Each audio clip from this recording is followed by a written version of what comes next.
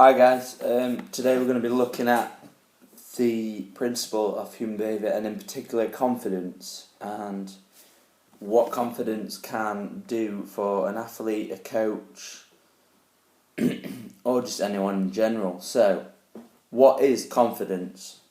Confidence is the feeling or belief that someone can have faith in or rely on something or someone. Whether that is you rely on your coach, your athlete, or your family to do the right thing for you. So, I am going to particularly look at confidence within professional competing bodybuilders and how confidence can play a major part in winning or losing or placing within this competition. Most bodybuilders start around 16 weeks out to diet down for a competition. I mean, the professional bodybuilders, they are using a lot of steroids, fat burners, growth hormones, various substances to achieve their desired look. Whether that is healthy for them or not, that is their own decision whether they're going to take that. Confidence is the major issue because dieting and the amphetamines that they are using, or steroids, they create a lot of doubt and issues and unraised tolerances within their head. So as a coach, when you're dieting a bodybuilder, you've got to not only contemplate how they're feeling and how they are dieting, but their emotional issues too, with family, friends, work, because it places a lot of stress upon that individual. I mean, the diet will start out 16 weeks, there'll be fairly high carbohydrates, which is your main food source for energy, it's your main functional resource. But as the diet goes in, say pushing towards 8 weeks, it becomes stricter, there's less carbs, so then the mood changes, but the mood changes bring issues such as anger or lack of confidence within themselves. They start to doubt themselves. We all have this negative image of us not being very good. We can't often compliment ourselves, which is a confidence issue. And as we get further in, that's when we get issues with the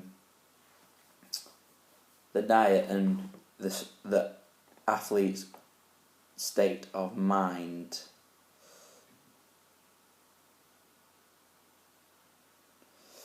So,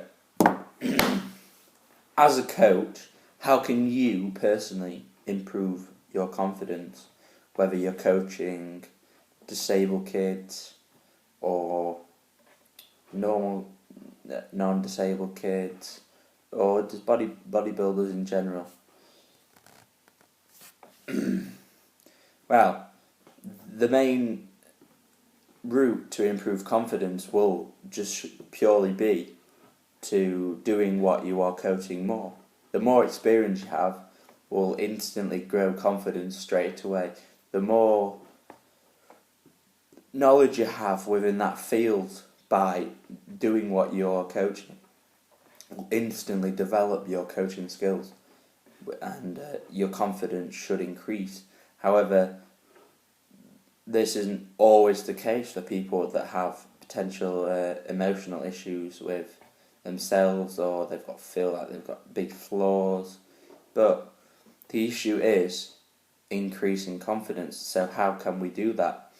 Well, building a positive structure with an athlete or coach is the main place to increase confidence. If we can increase confidence, then we can increase the quality of the coaching. And increasing the quality of coaching means a better result and a happier athlete and a happier coach. And that builds a relationship between the two. So, coming back to bodybuilding, around about 4 weeks out, They are taking a lot of, potentially a lot of amphetamines. They're not getting much sleep. They're on low carbohydrates.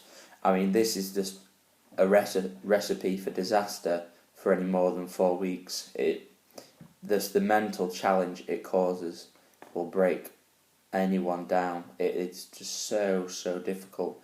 That's why at the top there's a very, very small amount of people at the top, because as you go up, the pyramid thins out, and there's only can be one at the top. There isn't room for two. But this is what creates confidence issues. As a human being, we self doubt each other and ourselves. This creates the issues of confidence. So, how can we improve confidence in a bodybuilder? Positive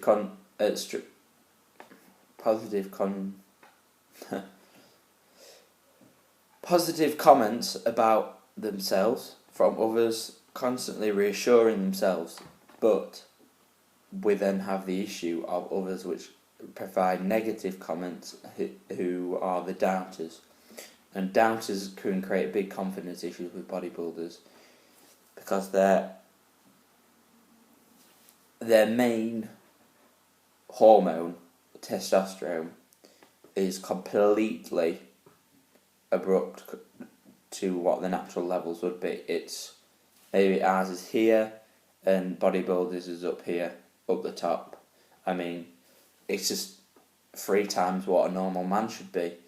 I mean, it's the main sex hormone, the main male hormone, so it's bound to develop those extra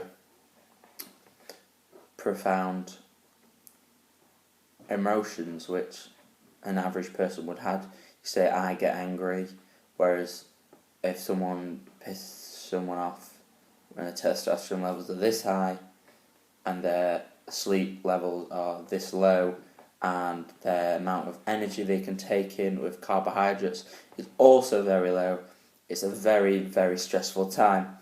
Now, what we can do for this is often try and take them out of that situation.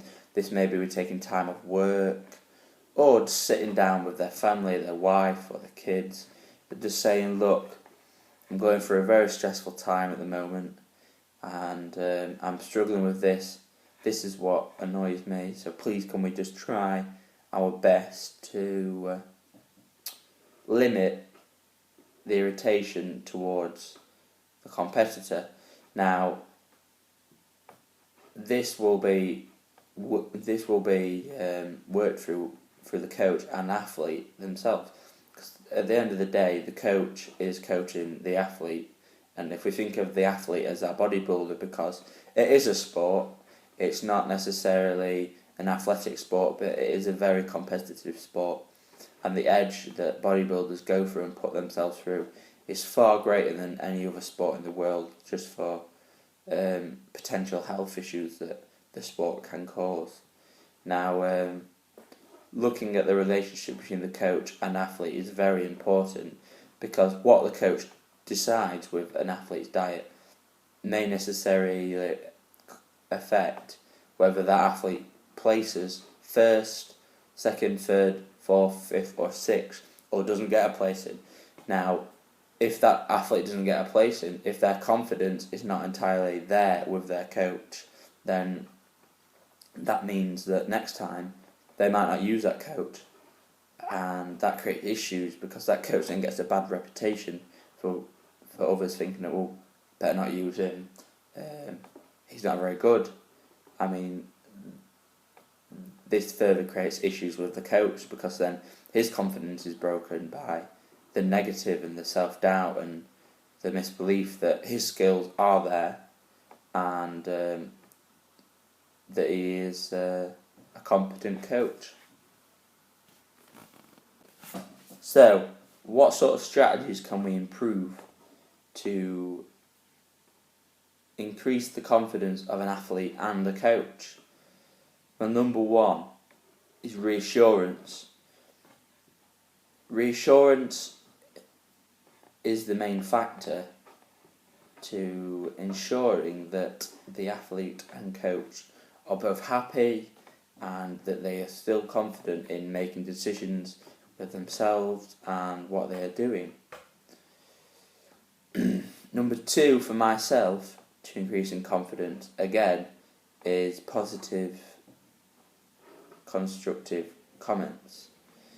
If we don't receive positive comments or receive negative comments, then that could often lead to a lack or just a reduction in how they feel or how they look about themselves, because we have this image in our heads that we can't be positive about ourselves, whereas we can if we are positive about ourselves, and then positivity breeds positivity, and when someone's positive, they're positive for nature, it's sort of contagious with those that are around them. I mean, if I'm positive around my friends, then that's going to create a positive atmosphere and vibe. Whereas if I'm negative and sad and down and not very confident, and then it just decreases the general nature of what is going on with the group. Now for number 3, for improving confidence, is practice. Bodybuilding involves posing, having the right tan, and having the right conditioning. I mean, practicing conditioning is hard because it takes a lot out. I mean, some bodybuilders start 16 weeks out, so for the last 4 weeks, each week they're practicing a different way of reducing the amount of water within their skin. This is very time consuming and it takes a lot of strict behaviour, which can, I mean, if something doesn't come off the way they're expecting, this can be a confidence knock, and that creates issues, because I myself have known athletes at my gym pull out 2 weeks before a competition. For what reason is predominantly down for confidence. Them not feeling that they are not ready. I mean, if they got on stage and they are not ready, people can slate them, and then that is another confidence issue. For some more reading and greater depth into my resources for this video and the previous video, please look at my references page at the bottom of the videos. Thank you.